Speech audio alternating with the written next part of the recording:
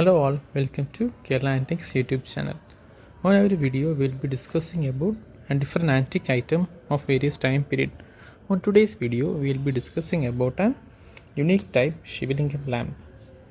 Shivalingam lamps are the commonly seen in Kerala, and this particular lamp is having a bronze bird on the middle of it.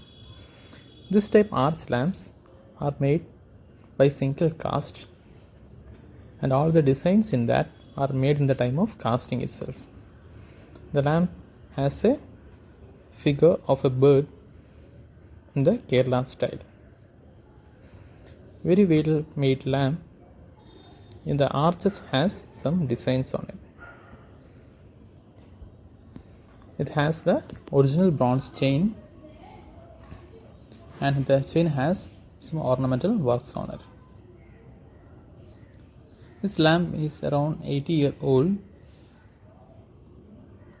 and this is from South Kerala.